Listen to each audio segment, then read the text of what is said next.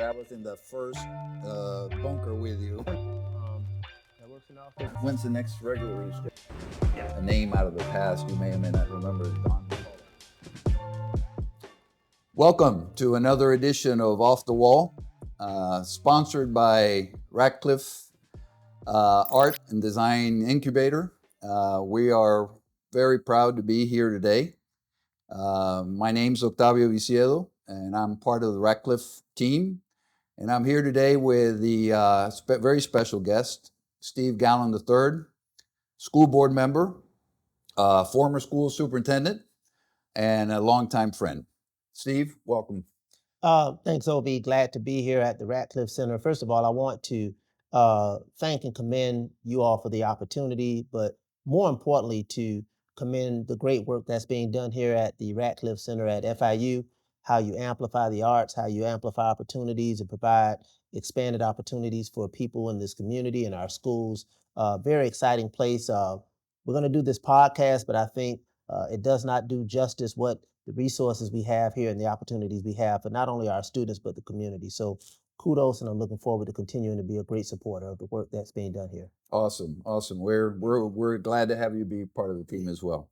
So listen, I'd like to start with just letting the public know a little bit about yourself. I know you have a very substantial journey, and I think it's important for young men and women to hear your story before we get into other topics. Yeah, the irony of my story is that my professional journey, my educational journey, uh, was actually launched here at FIU.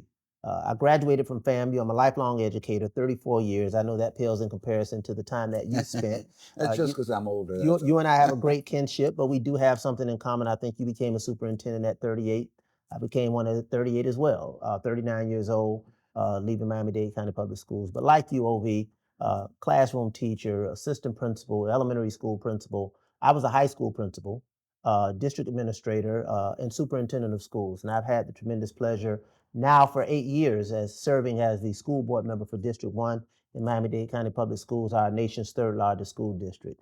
But above all, I believe that I've answered the calling of public service. And I think education is something that's been described as good work. Some people describe it as great work, but I've always looked at education as God's work. So I'm very honored to have done God's work for the past 8 years as a school board member. And I'm actually excited that the public and the community has given me an additional 4 more years to provide the servant leadership on behalf of our children, our employees, and our community moving forward. That speaks so much about who you are. It's all about service. You mentioned something that I think the public may find interesting. You were a superintendent, you're a board member. I think a lot of people don't know the difference between the two. And it's a subtlety, but I think it's one that I think people would enjoy knowing about. Yeah, listen. You and I have a unique experience. Obviously, the board members are responsible for setting the policy. We decide what gets done in terms of how it gets done is really left to the administration. I've had an opportunity, a very unique opportunity, to see both sides of the political and bureaucratic coin.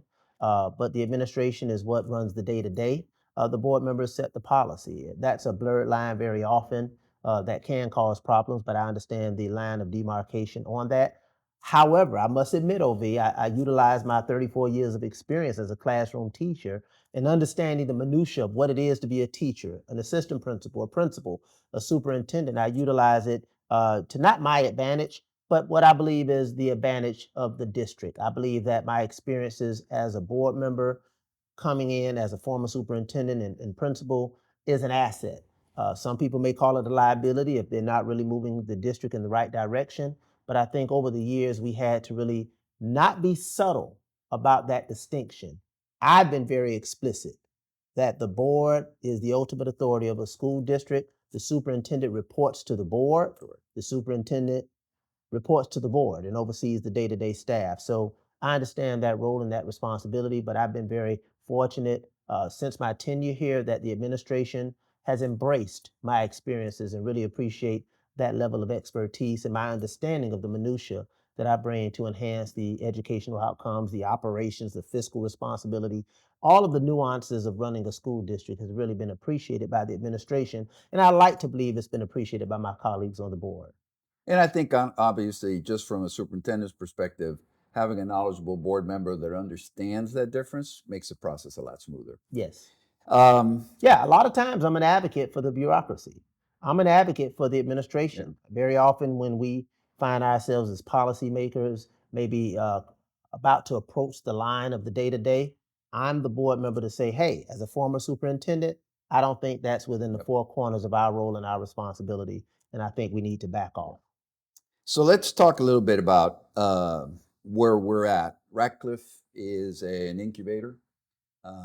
It rewards and promotes creativity, entrepreneurship, the arts. What do you think about those topics, and how do they play a role? How could this partnership play a role in K-12? I know we're talking about exploring a partnership at North Miami Senior. So how do you think that fits into the bigger picture? I think it plays a significant role in the bigger picture. And I'll say this, Ovi, it plays a more significant role now more than ever. Now more than ever. We've seen over the past 2 decades the advent of much more stringent accountability standards relative to math, science, English language arts, literacy, those particular core areas. But in cases where we have communities and student populations that are deficient in terms of their performance in those areas, those deficiencies require additional enhancements. But those additional enhancements come at a price. What's the price? The erosion of the arts, the erosion of certain elective courses in our schools, an erosion of expanded opportunities that go beyond the core subject areas in a school. So, for example, you have a student that's not performing at the proficiency level in ELA or mathematics. That student is required to take an additional ELA course or a mathematics course. Where do you find the space to take that? Now that student is deprived an opportunity for the arts, career technical education, vocational courses, cosmetology, any elective that that student wants to explore is now minimized because they have to address those areas in which they've been deficient in. And very often, those deficiencies are much more pronounced in communities that are underserved and underrepresented. So, why are partnerships such as this important? You all provide an expanded opportunity for us to amplify the curriculum outside of the school or in the school. But again, additional resources are brought in, additional opportunities vis-a-vis these partnerships. So now more than ever, the arts are under attack. We know that. I don't say that lightly. Anytime people talk to me, they know I'm going to speak truth to power and I'm going to call balls and strikes. But the attack on the arts and other elective courses, again, is not relatively new. We've seen that erosion over the past 2 decades with the increased focus on the core academic areas. And I think that's somewhat contrary to what education truly represents. It's not an either or proposition, it's a both and. Yes, students need to read, write, compute, understand science, but students also have an opportunity, should have an opportunity to explore the arts and again, have opportunities to create and innovate and explore the best of who they can be, not only as students, but as members of humanity. Yeah.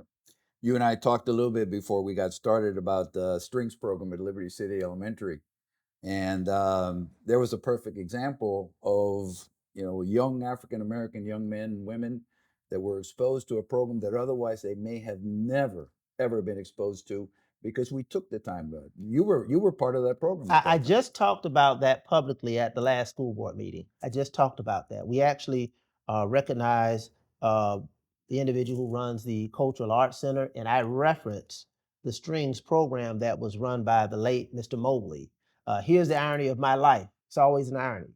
My life experiences as an educator emanated from Liberty City.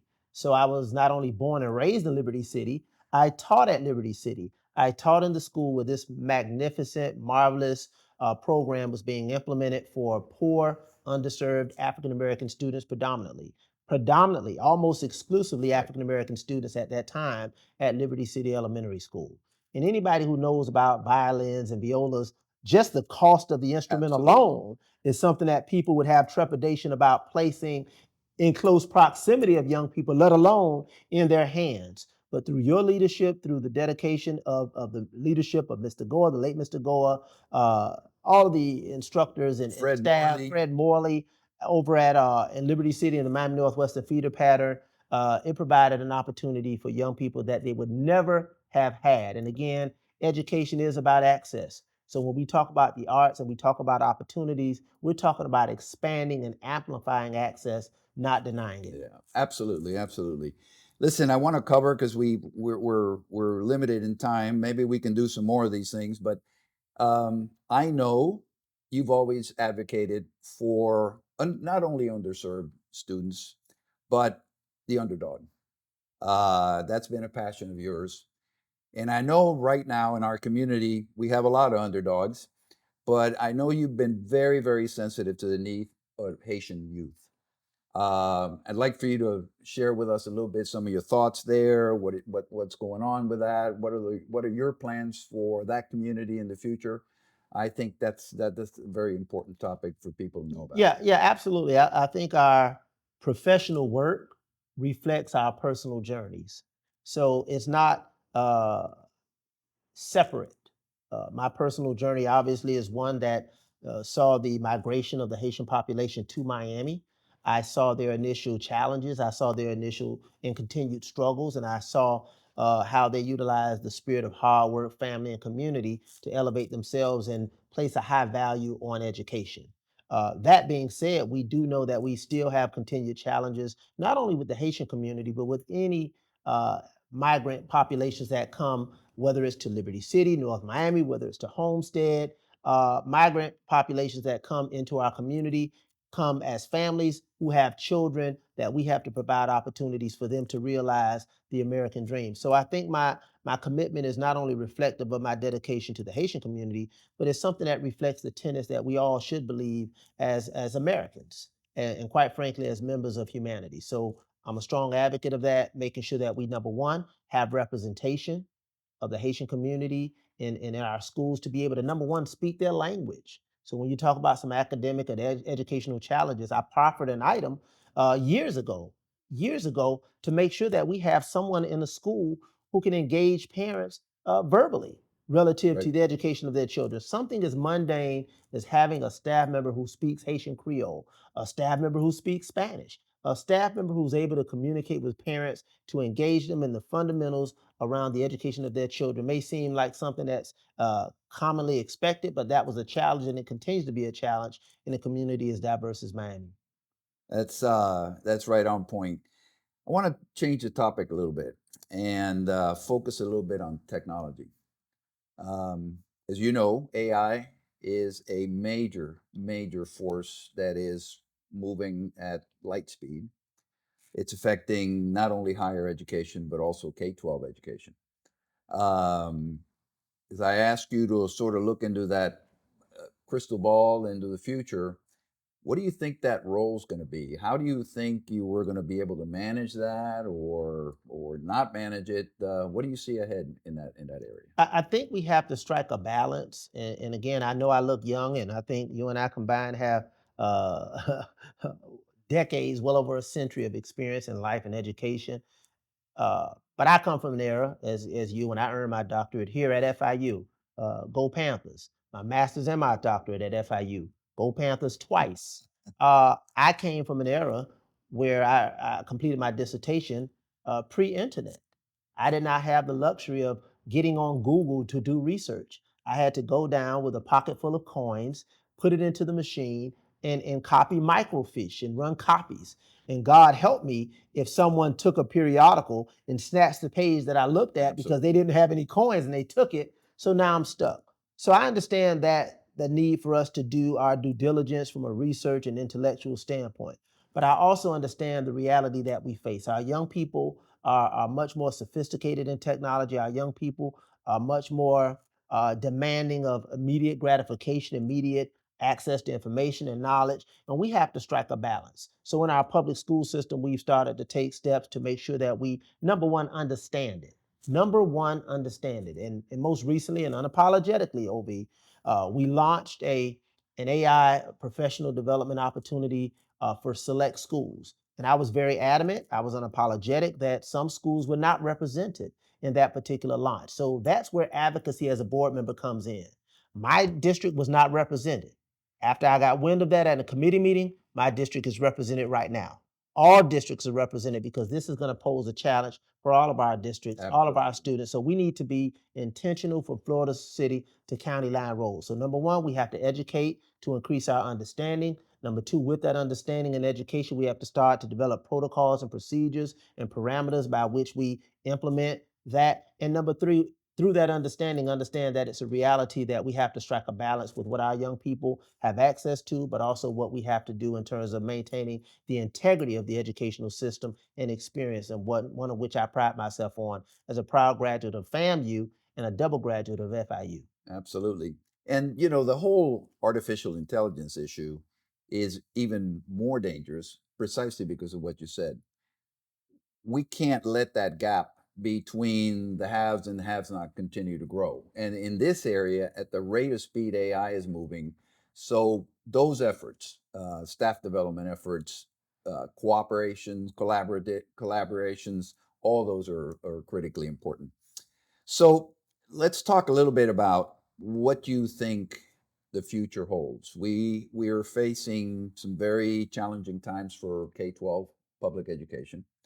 We have charters, we have vouchers, we have private homeschooling. School enrollments are diminishing across the board. Broward is talked anywhere closing anywhere from 5 to 50 schools. We haven't done as much. What do you think happens? How do we turn that tide? What are your ideas in that regard? Well, one of my ideas that I often say that gets a large laugh from the audience is potentially have more children, have more babies, because I think we have somewhat taken a myopic view of the root cause of the issue. And that myopic view suggests that the public schools aren't doing X and other options are doing Y. That's not always the case. Sometimes declining enrollment is a simple function of demographics. And I did an anecdotal analysis of my own block. To my right, my neighbor has no children. To my left, my other neighbor had 3 children, all sons. All are now adult children. They're no longer in our public school system. Then I look to the center at my house. I have 2 adult children and 1 10-year-old. So my adult children are no longer in the public school system, but I'm still in that community, staying in that home. So the community stability may be a function of declining enrollment in neighborhood schools. If we stay but have no more children, then we're not going to be able to populate many of our schools. That's number one. So we have to be honest about the demographic factor that many people don't want to look at. Secondly, we have to embrace and understand the reality of what educational opportunities reflect today. You and I both were around. I was here in 1996 when Florida launched the first charter school in the state. It was called the Liberty City Charter School. Correct. I was principal at Holmes Elementary School. So when we talk about we have almost 200 charter schools in Miami-Dade County, we were around when the first charter school was launched. Right. And it eventually closed. But that was the door opening for educational opportunities for parents to make choices about their children.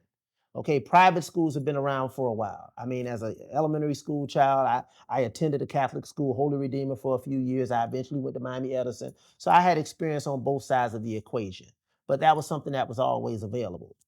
But thirdly, I think the legislation has now provided opportunities for expanded school choice. Districts have embraced that choice by being much more competitive and offering choice options. And again, when you look at some of the demographic stability factors that we see in many of our communities, all of these things are a combination of why declining enrollment occurs in some schools and increases in others. And again, we cannot be somewhat hypocritical or cynical and scream parental choice on one end but then lament about parental Of choice on course. the other. At the end of the day, a parent has a right to educate their children, whether it's in a charter school, whether it's in a district school. I believe that Miami-Dade County Public Schools is the best choice. I'm a strong public school advocate. Charter schools are public schools. And again, parents can also make a determination about whether they want to send their children to private schools. But this is the educational arena and reality that we now live in. We have to live in it, we have to adjust to it, and we have to compete within it. And I would add, just in closing, that's part of the reason why we are partnering with Dade County Schools in so many areas now. Thanks to the leadership of the board, the superintendent, Jose Dotres, we have new partnerships. We're talking about doing something special at Yes. North Miami Senior. There are other conversations going on. So we're happy to be your partner and look at things in the future. So in closing, what thoughts would you want the audience to take away about the future of public education, your role in the community, your colleagues' role? Where are we with all that? Yeah. Before I get there, I want to just re-emphasize something that you said about the partnership. I know with the advent of many educational choice options that we have in public education, in education today, we've somewhat fallen back to that whole notion of competition. But when you start to talk about partnerships, I think we have to embrace a new notion of collaboration.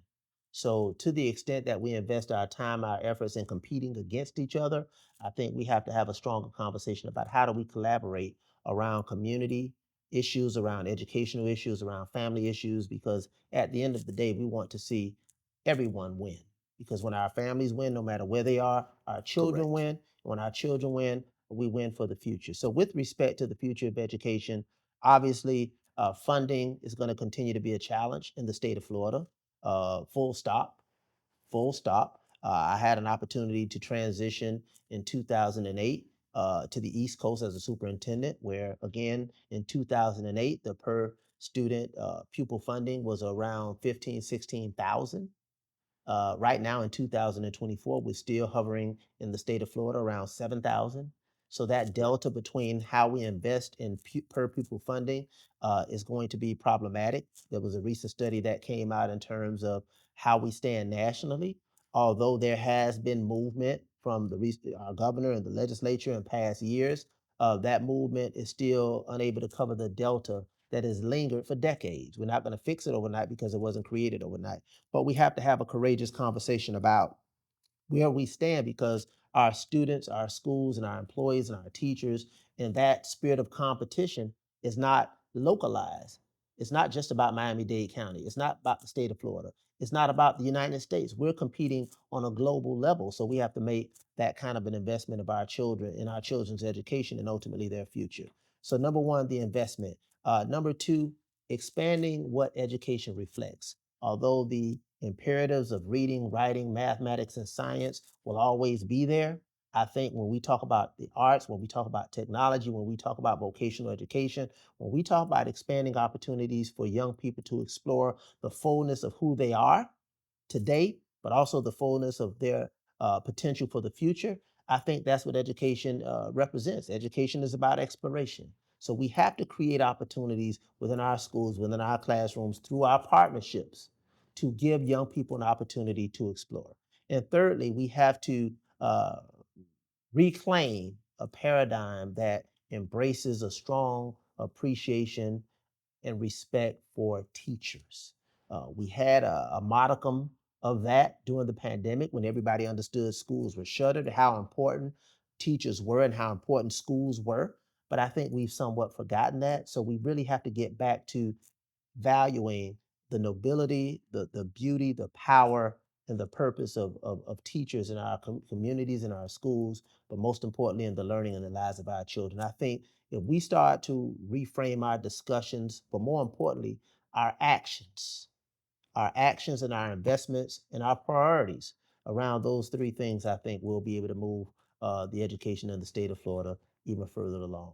Awesome. I will tell you in closing that the leadership in this university, starting with President Jessel and Provost Behar, are totally committed to having more partnerships, to offering that level of respect to the profession of the teachers that are working hard in our community.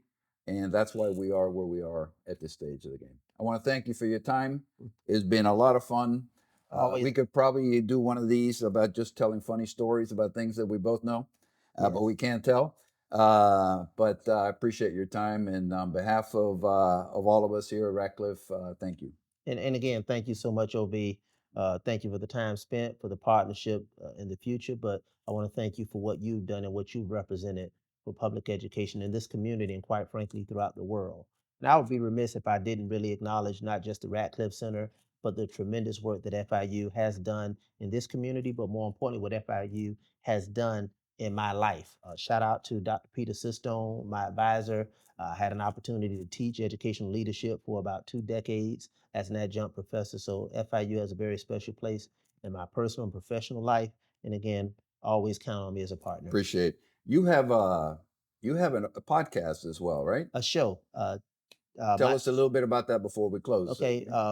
I have a show featured on WLRN. You can find it on YouTube. It's called Real Talk with Dr. Steve Gowden III, where we talk about educational and related issues in District 1 and beyond. And we look forward to having a conversation about Awesome. what's happening over here, because you're going to have a continued impression and imprint in District 1 on behalf of our students and our schools. And I think it's important for us to have that conversation as well. So thank you and look forward to it. Thank you, sir. Enjoyed the conversation, and we look forward to more.